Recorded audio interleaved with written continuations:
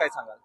आता या संबंधात हा सांगणार आहे की पनवेल महानगरपालिकेची निवडणूक ही आमच्यासाठी फार अवघड निवडणूक आहे। या ठिकाणी प्रशांत ठाकूर यांच्या नेतृत्वाखाली रामदेव ठाकूर यांच्या नेतृत्वाखाली भारतीय जनता पार्टी या ठिकाणी स्ट्रॉंग असा पक्ष आहे, त्याला अनेक पक्षांची फार मोठी साथ आहे। आणि या निवडणुकीमध्ये शिवसेना आणि राष्ट्रवादी काँग्रेस सुद्धा आपल्या माहितीसोबत आहे। त्यामुळं या ठिकाणी ही निवडणूक जिंकणं आम्हाला अजिबात अडचणीचं वाटत नाही आहे, कारण नरेंद्र मोदींच्या नेतृत्वाखाली मोठ्या प्रमाणात पनवेलचा विकास झालेला आहे।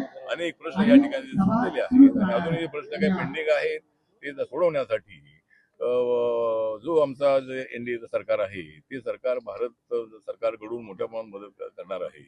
आणि देवेंद्र फडणवीस यांच्या नेतृत्वाखालचं जे सरकार आहे, देवेंद्र फडणवीस, एकनाथ शिंदे, अजितदादा पवार हे जे आमचं महायुतीचं सरकार आहे, हे सरकार सुद्धा पनवेलला स्ट्रॉंग करण्यासाठी पनवेलच्या ज्या समस्या सोडवण्यासाठी आम्ही पनवेलला भरपूर अशी मदत करणार आहोत। आपण एक उद्धव ठाकरेंचा किस्सा देखील सांगितलेला आहे की त्यांच्या मशिलीमध्ये ऑइल नाही। नाही, मी सांगितलं की आता उद्धव ठाकरे हे जे आहे ते राज ठाकरे यांनी सोबत घेतल्यामुळं महाविकास आघाडीमध्ये फूट झालेली आहे, काँग्रेस पक्ष वेगळा झालेला आहे आणि आता त्यांची ताकद पूर्णपणे ती उद्ध्वस्त झालेली आहे किंवा ती विच्छिन्न झालेली आहे। उद्धव ठाकरे यांनी 19 मध्ये आमच्या सोबत राहायला पाहिजे होतं, महायुती सोबत राहायला पाहिजे होतं। काँग्रेसकडे गेली 2.5 वर्षाचं मुख्यमंत्री पद मिळालं, पण त्यांनी धनुष्यबाण ते त्यांच्या हातून गेलेलं आहे। त्यामुळं बाळासाहेब ठाकरे यांच्या विचाराची प्रतारणा करून त्यांनी देवेंद्र फडणवीस यांच्या पाठीमध्ये घुसला होता आणि त्यामुळे त्यांचं मोठं नुकसान झालेलं आहे। त्यामुळे तिकडे जरी ते गेलेले असले तरी आता मुंबई महानगरपालिकेमध्ये राज ठाकरे त्यांना फायदा अजिबात होणार नाही, कारण मुंबईमध्ये 60% नॉन मराठी वोटर्स आहेत, 40% मराठी वोटर्स आहेत आणि त्यामुळं राज ठाकरेंना सोबत घेतलेलं असल्यामुळं त्यांचं मोठं नुकसान होणार आहे, पाणीपत होणार आहे।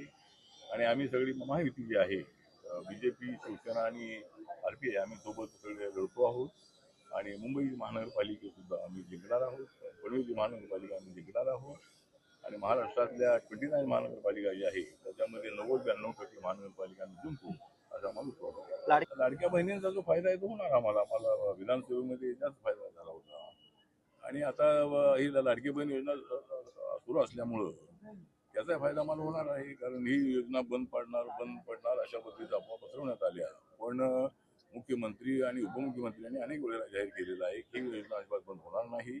लाडक्या बहिणीच्या पाठीशी आम्ही आहोत आणि ही योजना चालूच राहणार आहे।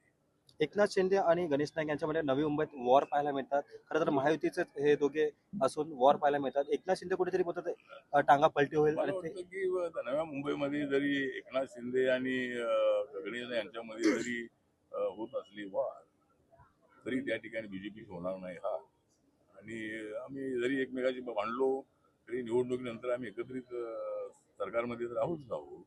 ज्या ठिकाणी जागा बीजेपीला कमी पडतील तिथे एकनाथ शिंदे आमच्या सोबत आहेत, अजितदादा आमच्या सोबत आहेत। त्यामुळं आम्ही जरी भांडलोही तरी आमचं भांडल्यासारखं आम्ही करतो, पण आतून आम्ही एकच आहोत।